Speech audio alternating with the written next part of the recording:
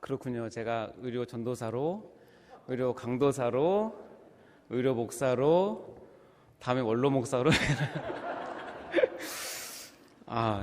처음 알았습니다. 자, 우리 스트레칭하고 말씀 받도록 하겠습니다. 자, 우리 쫙 펴시고요. 앞으로 쭉 올리시고 좌우로 한 번씩 한 5번만 왔다 갔다 하십시오. 좋습니다. 자, 내리실 때 어깨를 한 번씩 앞뒤로 돌려주시고요. 네, 딱 풀리십니까? 자, 고개도 좌우로 돌려주시기 바랍니다. 자, 이제 풀리셨습니까? 나른한 저녁 시간이지만 이 시간 헌신 예배를 통해서 하나님의 말씀과 은혜를 많이 받는 귀한 시간 됐으면 좋겠습니다. 기도하시겠습니다. 하나님 아버지 감사합니다. 이 시간 저희들 메디컬 처치 헌신 예배로 다 모여서 하나님 앞에 찬양과 경배와 영광을 올려드립니다. 성령님, 이 자리에 임재하여 주시옵소서, 은혜를 허락하여 주시옵소서. 감사드리며 예수님 이름으로 기도하옵나이다. 아멘.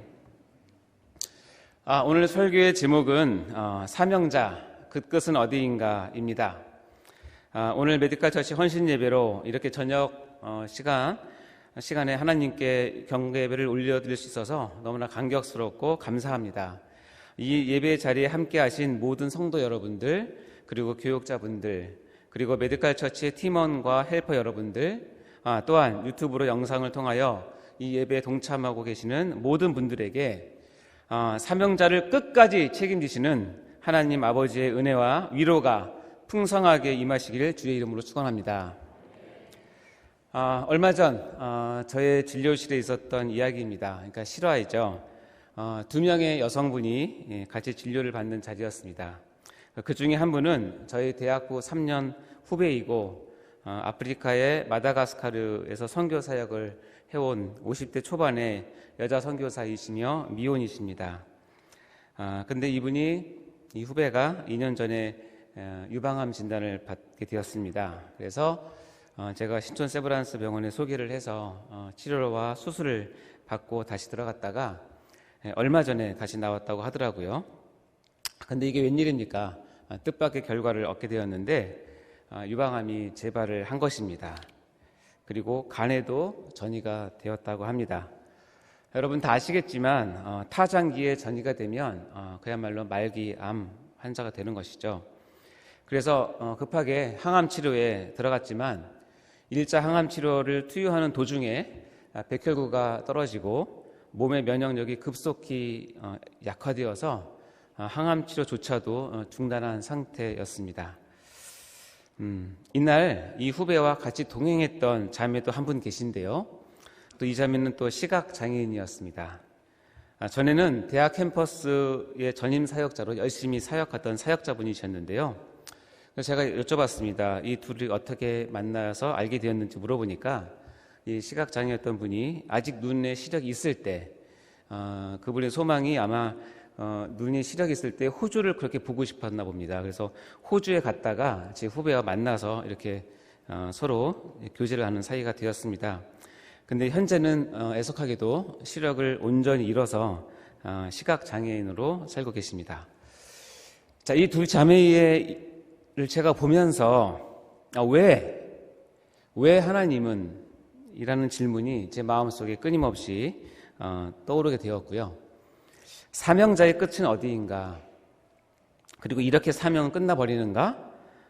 과연 하나님의 주권적 섭리가 과연 무엇인가에 대한 깊은 생각을 던져주는 그런 시간이 되었습니다. 그렇습니다. 우리의 작은 머리로는 이해할 수 없는 이런 경험들이 어찌 저뿐이겠습니까? 아마도 여러분들은 이보다 더한 경우도 많이 보셨을 것이고 어쩌면 직접 경험해 보실 수도 있을 것이라고 생각이 됩니다. 자, 우리 같이 오늘 본문 말씀을 보도록 할까요? 마가복음 10장 28절에서 30절입니다. 아까 읽었지만 한 번만 더 읽어보도록 하겠습니다. 시작. 베드로가 여짜와 이르되 보소서 우리가 모든 것을 버리고 주를 따랐나이다. 예수께서 이르시되 내가 진실로 너에게 이르노니 나와 복음을 위하여 집이나 형제나 자매나 어머니나 아버지나 자식이나 전토를 벌인 자는 현세에 있어 집과 형제와 자매와 어머니와 자식과 전토를 100배나 받되 박해를 겸하여 받고 내세에 영생을 받지 못할 자가 없느니라. 아멘. 제가 한 가지 질문을 던져도 될까요? 여러분은 이 말씀을 하시는 예수님은 과연 어떤 분위기로 이 말씀을 하셨을까요? 가볍게 하셨을까요? 농담조로 하셨을까요? 아니면 비유나 우화나 신화적인 이야기들로 하셨을까요? 아니면 이 순진한 제자들을 겁주려고 약간 부풀려서 그야말로 뻥을 섞어서 얘기하신 것일까요? 아닙니다. 절대 그렇지 않고요. 예수님은 이 말씀을 매우 진지하고 사실적으로 하셨다는 것입니다. 또한 돌려서 이야기하는 것이 아니라 매우 직접적이고 그야말로 직구를 던진 그런 말씀입니다. 성경은 예수님께서 이 말씀을 진실로 말씀을 하신 것이라고 증언을 하고 있기 때문에 그렇습니다. 마가복음 10장 29절 상반절을 한번 읽어보겠습니다. 시작. 예수께서 이르시되 내가 진실로 너에게 이르노니. 그래서인지 이 구절을 읽으면 읽을수록 먼저 부담이 되고 이 이야기는 내 얘기가 아니야. 이것은 특별한 사명을 받으신 교육자들이나 선교사님들 이야기라고 생각이 들곤 합니다. 아마도 그럴 것입니다. 저도 그랬고 지금도 많이 부담되는 하나님의 말씀인 것은 부인할 수 없을 것 같습니다. 오늘 본문은 베드로의 질문에 대한 예수님의 답변입니다. 베드로가 이렇게 이야기합니다. 예수님, 저희 제자들을 한번 봐주십시오. 우리 제자들은 정말 모든 것을 버리고 주님을 따르고 있는 중입니다. 대단하지요, 예수님? 이런 뉘앙스로 예수님께 질문을 했을 때 하신 말씀입니다. 마가복음 10장 28절은 이렇게 기록하고 있죠. 베드로가 여자와 이르되 보소서 우리가 모든 것을 버리고 주를 따랐나이다. 이러한 베드로의 멘트에 예수님은 내가 진실로 너에게 이르노니 라고 하시면서 베드로 이야기에 대해서 더 깊은 이야기, 그리고 속에 숨겨진 진실된 이야기, 그리고 모든 것을 버리고 주를 따르는 것에 대해서 앞으로의 전망에 대한 비교적 소상하고 자세하게 말씀을 풀어주고 있는 것을 우리가 알 수 있습니다. 자, 그러면 베드로가 이처럼 다소 자기 만족적인 그런 질문을 한 이유는 무엇일까? 앞의 사건을 한번 이해해 볼 필요가 있는데요. 이 앞의 사건은 뭐냐면 여러분 다 아시는 사건인데요. 예수님을 만난 부자 청년 이야기입니다. 말씀은 마가복음 10장 17절부터 21절 말씀인데요. 제가 간략히 요약해 드리겠습니다. 예수님께 부자 청년이 나옵니다. 그러면서 무엇이라고 얘기하면 내가 무엇을 하여야 영생을 얻겠습니까? 라고 예수님께 질문하니까 예수님께서 이런저런 계명들을 지킬 것을 말씀하십니다. 그랬더니 그 부자 청년이 예수님께 그것은 내가 어렸을 때부터 다 지켰습니다 라고 얘기했습니다. 그러자 예수님이 아마 그가 참 사랑스러우셨나 봅니다. 그래서 그를 사랑하사 이르시되 아직 내게 한 가지 부족한 것이 있는데 내게 있는 것을 다 팔아서 가난한 자들에게 주고 나를 따르라 라고 이야기를 하는 사건입니다. 다 아시죠? 자, 그러면 이 부자 청년의 결론이 뭐죠? 바로 22절입니다. 마가복음 10장 22절 같이 한번 읽어보겠습니다. 시작. 그 사람은 재물이 많은 고로 이 말씀으로 인하여 슬픈 기색을 띠고 근심하며 가니라. 즉 그 청년은 재물을 버리지 못해서 주님을 따를 기회도 놓치고 구원의 기회도 날아가 버린 형국이 된 것입니다. 그리고 이 부자 청년의 사건을 통해서 예수님은 바로 이어서 제자들에게 교훈을 남기고 있습니다. 그것이 마가복음 10장 23절부터 27절 말씀인데요. 제가 간략히 요약해서 알려드리겠습니다.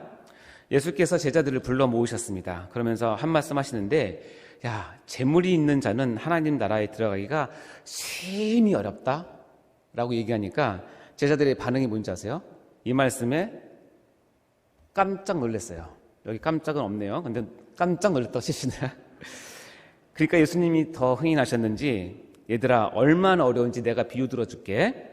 낙타가 반읽기로 들어가는 것이 부자가 하나님 나라에 들어간 것보다 더 쉬워. 이렇게 얘기하니까 제자들이 어떻게 놀래요? 매우 놀랐어요. 깜놀한 거죠. 이유는 뭐냐면 그런즉 누가 구원을 얻을 수 있을까라고 물어보는 거예요. 왜 두 번을 놀랬냐면 유대인의 사고방식은 부자는 하나님께 축복을 받은 자라는 고정관념이 뿌리 깊게 박혀 있습니다. 그래서 부자일수록 하나님의 축복과 많이 가까워서 구원을 얻기에 매우 쉽다고 생각한 것이 유대인의 통상적인 관념이죠. 그러니 놀랄 수밖에 없는 거죠. 이렇듯 재물을 버리지 못하면 주님을 따르는 것도 구원을 얻는 것도 매우 어렵다는 것을 깨달은 베드로가 이렇게 질문을 하는 것입니다. 제가 다시 한번 보겠습니다. 주님, 우리 제자들은 이래봬도 자기 것을 다 버리고 주님을 따르고 있으니 대단하지 않나요? 주님, 우리가 참 잘했죠? 라고 지금 예수님께 말씀한 겁니다. 이 베드로의 이 질문에 우리 주님의 대답은 이렇습니다. 베드로의 말처럼 모든 것을 버리고 주님을 따르는 자, 즉 사명자에 대한 알파와 오메가, 처음과 나중, 그리고 과거, 현재, 미래에 대해서 예수님은 오늘 이 시간 우리에게 교훈을 주고자 하시는 것입니다. 여러분 잘 들어보시기 바랍니다. 먼저는 사명자에는 과거가 있습니다. 마가복음 10장 29절 말씀인데요. 같이 읽어보겠습니다. 시작.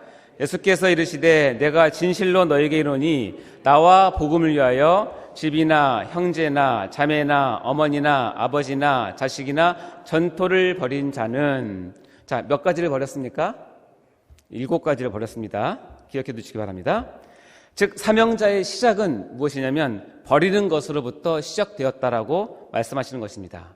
실제로 성경에 등장하는 많은 사명자들이 자신의 모든 것을 버리고 주님을 따르는 모습을 보여줍니다. 베드로부터 시작해서 요한과 야고보, 마태, 사도 바울 등등입니다. 대표적인 말씀 마태복음 4장 22절 볼까요? 시작. 그들이 곧 배와 아버지를 버려두고 예수를 따르니라. 이건 요한과 야고보 이야기고요. 마태복음 9장 9절을 읽어보겠습니다. 시작. 예수께서 그곳을 떠나 지나가시다가 마태라는 사람이 세관에 앉아있는 것을 보시고 이르시되 나를 따르라 하시니 일어나 따르니라. 나를 따르라 하시니 그 사이에 아무것도 없어요. 이것은 연속성인 거거든요. 바로 일어나 따르는 것이 뜻입니다. 자, 성도 여러분, 사명자 여러분, 버리고 시작하셨습니까? 아니면 아직도 버리지 못하고 계십니까? 여기서 분명한 것은 사명자로서의 시작은 자신의 모든 것을 버리는 것으로부터라고 분명히 말하고 있습니다.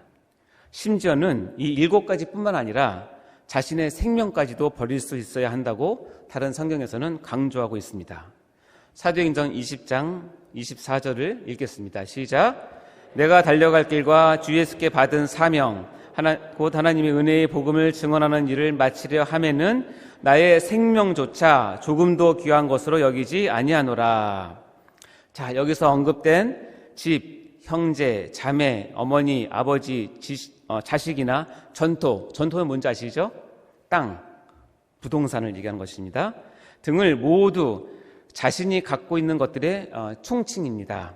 아까 부자 청년 이야기에서 언급했던 바로 그 재물을 풀어서 얘기하면 바로 이것이 되는 것입니다. 그리고 둘째로는 이것을 무엇인가를 위해서 버려야 한다고 얘기합니다. 즉 어디에 버리나 이것이 중요한데요.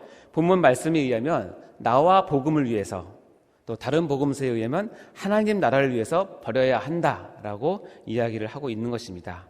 버린다 이게 무슨 뜻일까요?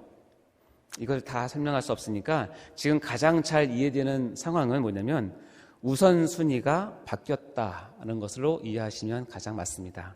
즉 예수님이 가장 최우선순위가 되었기 때문에 이제 재물은 내가 버린다, 버릴 수 있다, 버려야만 한다라는 뜻입니다. 이것이 사명자의 과거입니다. 자, 이제 여러분은 사명자의 현재로 초대하겠습니다. 마가복음 10장 30절 상반부 읽어보도록 하겠습니다. 시작. 현세에 있어 집과 형제와 자매와 어머니와 자식과 전토를 100배나 받되 박해를 겸하여 받고. 자, 여기서는 6가지가 버린다고 물어봐야 되는데 내가 답을 얘기해버렸네요. 6가지를 버린다고 얘기합니다. 자, 이와 같이 주와 복음을 위해서 자신의 전체를 다 버린 사람들은 이 말씀에 의하면 현세에 있어서, 즉 지금 이 땅에서 집과 형제와 자매와 어머니와 자식과 전토를 몇 배나? 100배나 받는다는 것입니다. 와우. 여기서 100배는 정확히 숫자적인 의미보다는 많게 또는 풍성하게 헤아릴 수 없을 정도로 많다는 의미로 쓰인 단어입니다. 집과 전토를 100배로 받는 것은 금방 이해가 되죠. 예를 들어서 제가 우리 집 한 30평을 바쳤더니 대저택 3만 평을 주시면 이해가 충분히 되죠. 땅을 10평 바쳤더니 10,000평이 돼서 돌아오면 충분히 이해가 됩니다. 근데 형제, 자매, 어머니, 자식을 100배로 받는다? 이게 무슨 뜻이에요? 형제가 100명, 자매가 100명, 어머니 100명, 자식 100명이면 어떻게 살죠? 근데 이것은 어려운 구절이 아닙니다. 마가복음 3장 35절에 이에 대한 해석이 있는데요. 마가복음 3장 35절 읽어보겠습니다. 시작. 누구든지 하나님의 뜻대로 행하는 자가 내 형제요 자매요 어머니니라. 자, 이 말씀은 무엇이냐면 믿음의 공동체, 신앙의 공동체, 즉 교회 시대에 대한 하나님의 예언적 선포인 것입니다. 즉 자신의 모든 것을 버린 사명자를 통해서 하나님은 그가 버린 것들보다 100배나 더 풍성하게 많이 채워주시고 부어주시고 누리게 하십니다. 비록 그리스도로 인해서 혈육 간의 관계가 단절되고 때로는 핍박을 받는다 하더라도 그리스도 안에서는 모든 성도는 다 형제요 자매요 모친이 되며 그 마음 속에서 그리스도의 자녀로서 큰 기쁨을 지니고 살 수 있다는 뜻입니다. 자, 왜 이렇게 할까요? 그것은 하나님은 이 땅에서 사명자의 풍성함을 허락하시면서 동시에 사명자가 하는 일이 무엇을 위한 그리고 무엇을 세우기 위한 것인지를 분명하게 지시하고 있는 것이 이 말씀이기 때문에 그렇습니다. 그것은 사명자를 세운 목적이 바로 이 땅에서 교회를 세우는 것임을 우리에게 주님께서 확실하게 가르쳐주고 있는 말씀인 것입니다. 그래서 그런지 이 본문에서 보면 우리가 버릴 때는 7가지입니다. 근데 100배를 받을 때는 6가지 있는데 한 가지가 빠졌어요. 그게 뭔지 아세요? 버릴 때는 아버지까지 버리는데 100배를 얻을 때는 아버지가 없습니다. 그래서 어떤 성경학자가 주석하기는 교회에서는 하나님께서 우리 모두의 유일한 한 분 아버지이시기 때문에 뺐다라고 해석하기도 합니다. 따라서 중요한 말씀인데 교회 세움과 관련이 없는 사명자는 그 존재 가치가 없다는 뜻입니다. 아멘이십니까? 너무 놀라셨습니까?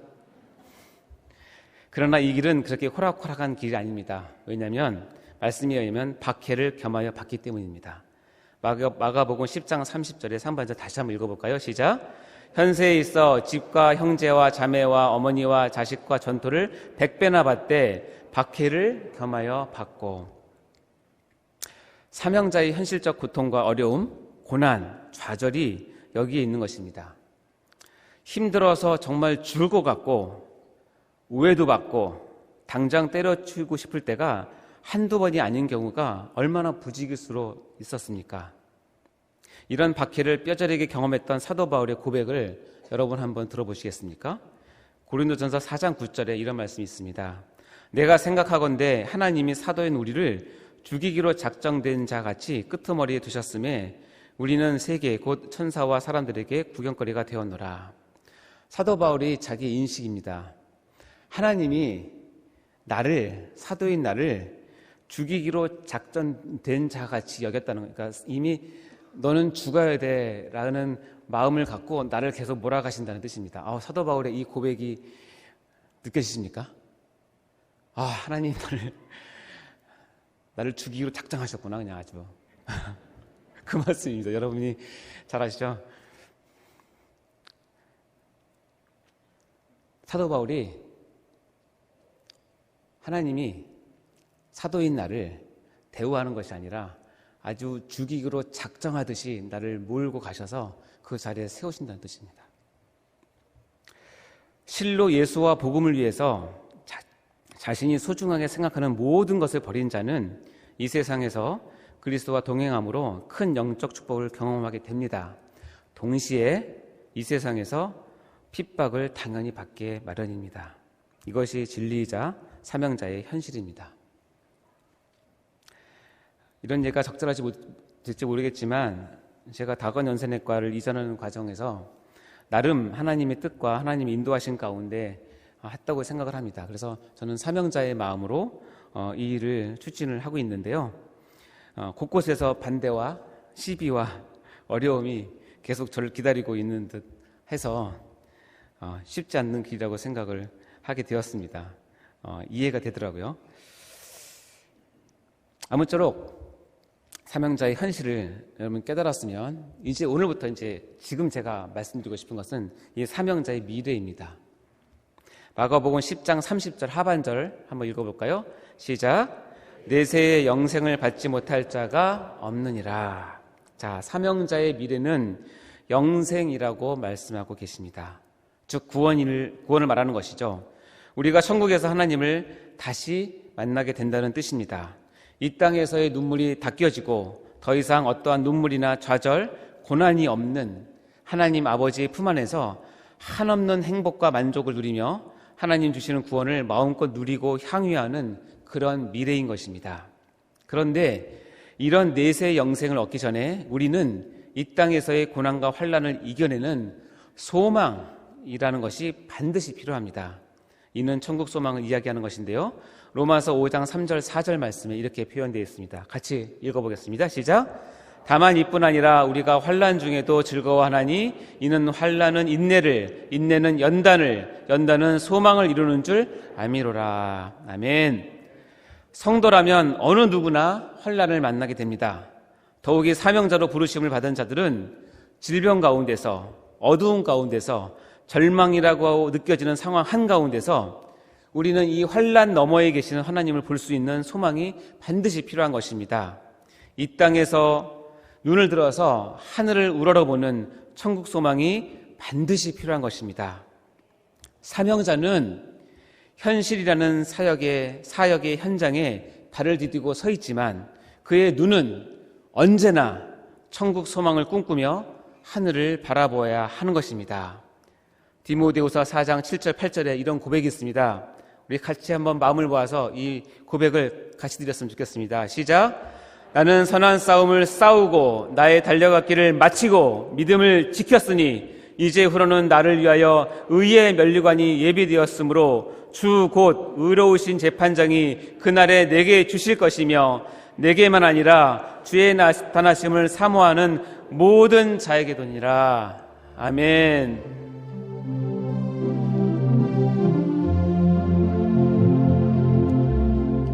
나는 성령에 매여 사명의 길 따라가는데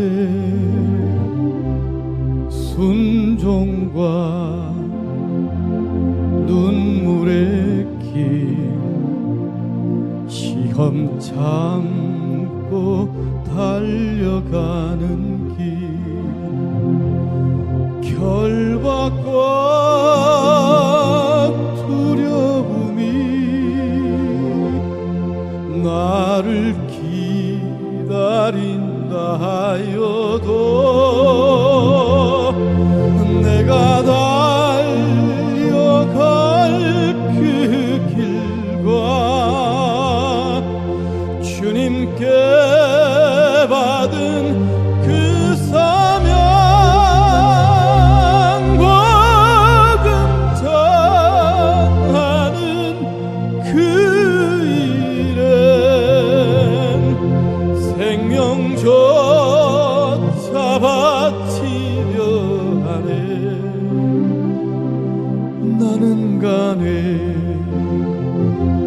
사명의 길 무릎으로 그 길 가려네 나는 간에 십자가 지고 사명의 길 그 길 가려네 내가 쫓아갈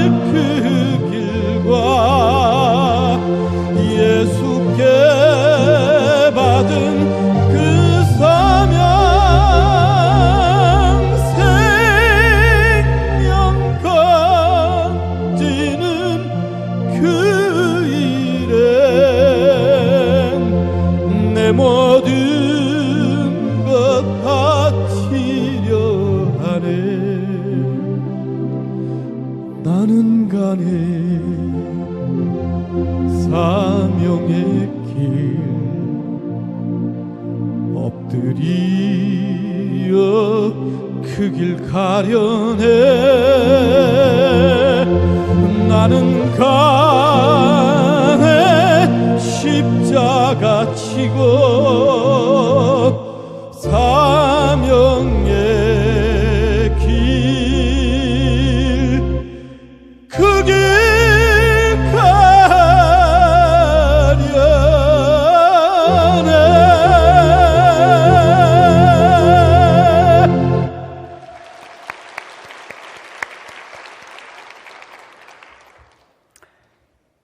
사명자 끝은 어디인가? 처음에 예화 들었던 그 진료실로 우리 다시 한번 같이 들어가 보겠습니다. 제가 후배에게 묻습니다.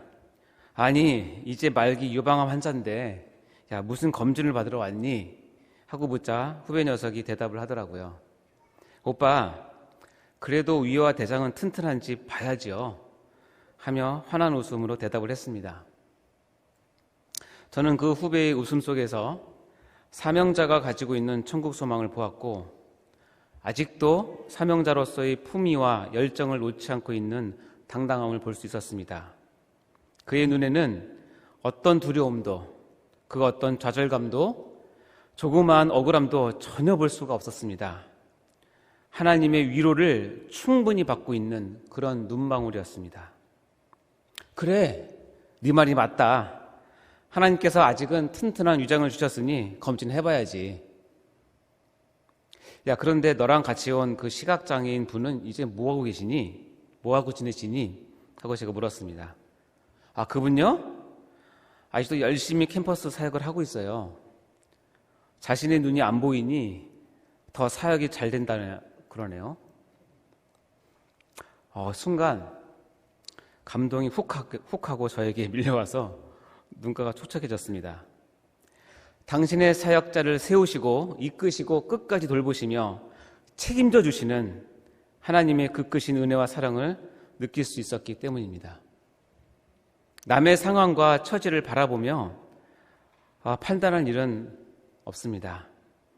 누구에게나 각 사람에게 주시는 고난만큼이나 이 땅에서 주님의 위로의 은혜가 넘치고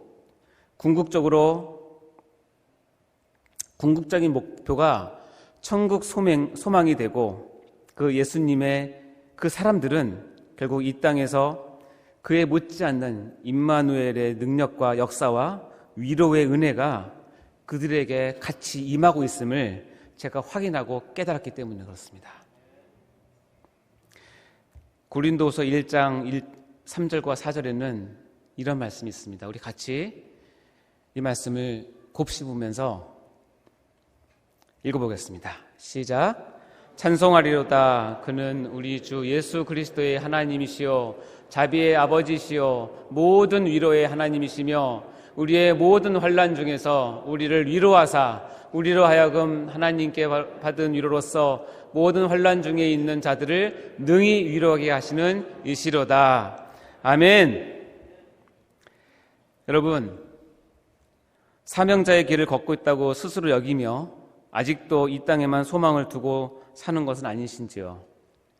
사명자에게 있어서 그 끝까지 안전하게 도달하기 위해서는 천국 소망, 하늘 소망이 절대 필요함을 다시 깨달으시고 모든 위로의 하나님을 믿으시기를 주님 이름으로 축원합니다. 이제 설교를 마무리하려 합니다. 사명자에게는 과거가 있습니다. 주와 복음을 위해서, 하나님 나라를 위해서 자기가 가진 모든 것을 버리는 그런 과거 말입니다. 사명자에게는 현재가 있습니다. 하나님께서 100배로 갚아주시는 영적, 물질적 풍요로운 것을 가지고 주님의 몸된 교회를 세워가는 그런 흥미진진하고 신나고 보람된 그런 사역의 현장이 있습니다. 하지만 이때 반드시 고난과 박해 그리고 알 수 없는 어려움이 늘 함께 있는 그런 현장입니다. 이것이 사명자가 현재 처해 있는 현실인 것입니다. 이 고난에 지지 마시기 바랍니다. 믿음으로 승리하시기 바랍니다. 사명자에게는 미래가 있습니다. 눈물 없이 갈 수 없고 희생과 헌신 없이는 이룰 수 없는 길이 바로 사명자의 길입니다. 하지만 이 길이 주님께서 나에게 주신 사명의 길이라고 확신하며 모든 어려움을 극복하고 천국 소망을 가지고 인내하는 이유는 그 마지막이 바로 영생, 즉 천국에서 우리 주님과 함께 영원히 사는 것이기 때문에 그렇습니다. 한때 제가 눈물 없이 부를 수 없었던 찬양이 있었습니다.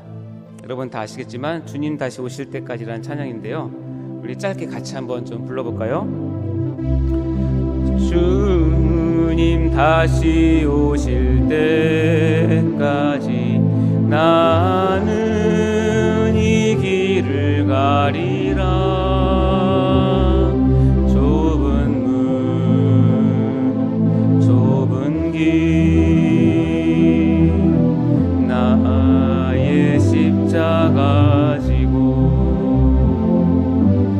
나의 가는 이 길 끝에서 나는 주님을 보리라. 영광의 내 주님 나를 맞아주시리. 사명자 여러분, 저는 이 가사 중에서 나의 가는 이 길 끝에서 나는 주님을 보리라 라는 가사가 저에게는 처음부터 제일 마음에 와닿았습니다. 왜냐하면 저는 이런 상상을 해보았기 때문에 그렇습니다. 내가 이 길을 끝에 갔는데 내가 만난 그분이 주님이 아니라면, 다른 신이라면, 부처라면, 마호멧이라면, 산신령이라면, JMS라면, 이만이라면, 아가동산이라면, 내 삶은 뭐지? 내가 그렇게 갔는데 이 길 끝에 아무도 없다면, 아무것도 없고 시간도 없고 공간도 없는 무라면, 공허라면 나는 그동안 왜 산 거지? 여러분, 나의 가는 이 길 끝에서 나를 맞아주시는 분이 예수님이시라고 확신하십니까? 정말 확신하십니까? 믿습니까? 그렇다면 이 사명자의 길을 끝까지 걸어가십시오. 무엇을 두려워하십니까? 무엇이 그리 아까우십니까? 혹시 마지막 그 길에서 예수님이 안 계시면 어쩌나 하는 그 불안감이 아직도 여러분 마음 가운데 있습니까? 다 벗어버리십시오. 여러분의 믿음대로 우리가 가는 그 길 끝에 반드시 우리가 그렇게 사모하던 우리 주님이 나를 맞아주실 것입니다. 안아주실 것입니다. 나의 눈물을 닦아주실 것입니다. 믿으시기 바랍니다. 이것이 구원의 확신입니다.